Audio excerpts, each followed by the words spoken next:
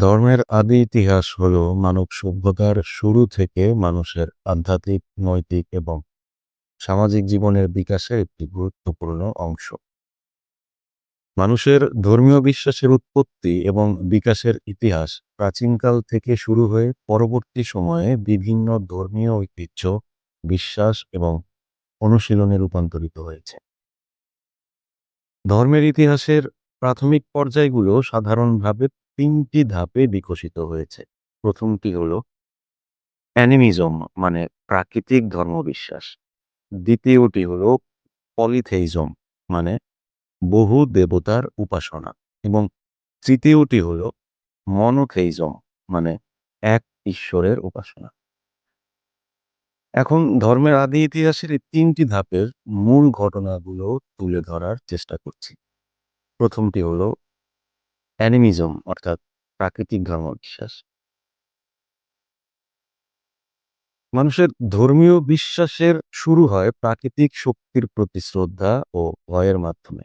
প্রাচীন মানুষ তাদের চারপাশের প্রকৃতির শক্তি, যেমন সূর্য, চাঁদ, বৃষ্টি, নদী, পাহাড় ইত্যাদির প্রতি বিশ্বাস এবং শ্রদ্ধা দেখাতো। এই ধারণাকে অ্যানিমিজম বলা হয়। অ্যানিমিজমের মধ্যে বিশ্বাস করা হতো যে প্রকৃতির প্রতিটি উপাদান জীবিত এবং আত্মার অধিকারী।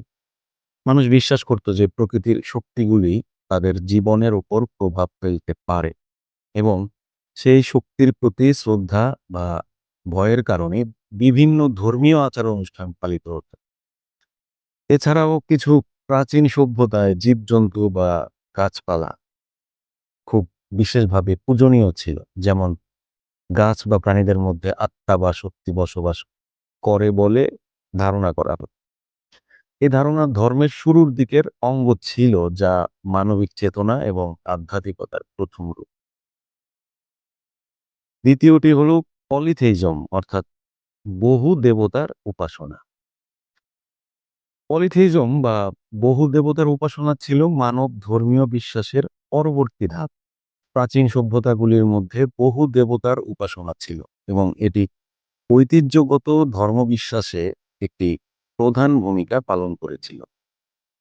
এই সময়ে মানুষের মধ্যে একাধিক শক্তি এবং দেবতার ধারণা গড়ে ওঠে, যারা পৃথিবী এবং মহাবিশ্বের বিভিন্ন দিক পরিচালনা করত। ভারতের প্রাচীন সভ্যতাতেও বহু দেবতার পূজা ছিল। হিন্দু ধর্ম ছিল পৃথিবীর অন্যতম প্রাচীন ধর্ম, যেখানে একাধিক দেবতা, যেমন ব্রহ্মা, বিষ্ণু, শিব এবং দেবী দুর্গা এর পূজা করা হতো। এই দেবতারা বিশ্বের সৃষ্টি, পরিপালন এবং ধ্বংসের কাজ করতেন। হিন্দু ধর্মে বহু আচার অনুষ্ঠান এবং তন্ত্রমন্ত্র ছিল, যা মানুষের দৈনন্দিন জীবন এবং আধ্যাত্মিক উন্নতির সাথে সম্পর্কিত। তৃতীয়টি হলো মনোথেইজম, অর্থাৎ এক ঈশ্বরের উপাসনা।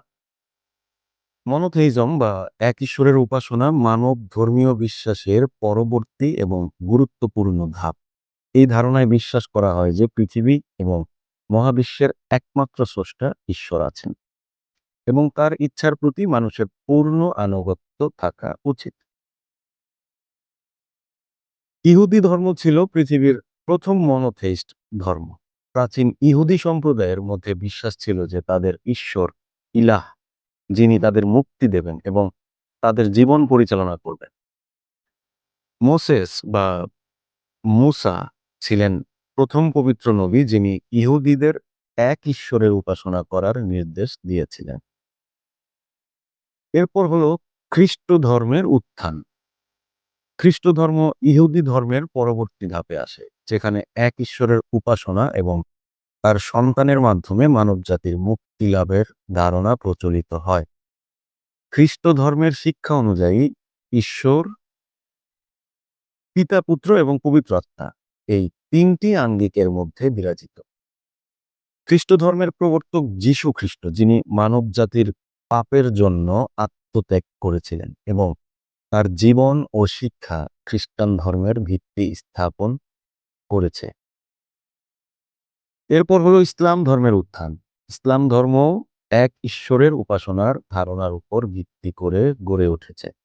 ইসলাম ধর্মের অনুসারীরা বিশ্বাস করেন যে আল্লাহ একমাত্র স্রষ্টা এবং মুহাম্মদ সাল্লাল্লাহু আলাইহি সাল্লাম তার প্রেরিত সর্বশেষ নবী। ইহুদি ধর্মের প্রবর্তক মোসেস এবং খ্রিস্টান ধর্মের প্রবর্তক যিশুও ইসলাম ধর্মের নবীদের মধ্যে অন্যতম। যাকে এটি অন্য আরেকটি আলোচনার বিষয়। তো ইসলামের মূল গ্রন্থ হলো কোরআন এবং হাদিস এবং এর মাধ্যমে ইসলামিক জীবনধারা এবং নৈতিকতা নির্ধারিত হয়েছে। ধর্মীয় গ্রন্থ, আচার অনুষ্ঠান, প্রাচীন ধর্মবিশ্বাসগুলি তাদের নিজস্ব ধর্মীয় গ্রন্থ এবং আচার অনুষ্ঠান তৈরি করেছিল। যেমন বাইবেল খ্রিস্ট ধর্ম, কোরআন ইসলাম ধর্ম, তাওরাত ইহুদি ধর্ম, বেদ এবং পুরাণ হিন্দু ধর্ম, দোহা বৌদ্ধ ধর্ম। মূলত এই গ্রন্থগুলোই ধর্মীয় জীবন, নৈতিকতা এবং আধ্যাত্মিকতার মৌলিক দিক নির্দেশ করে এবং এই গ্রন্থগুলোই মানুষের আচার অনুষ্ঠান ও সামাজিক সম্পর্কের ভিত্তি স্থাপন করেছে।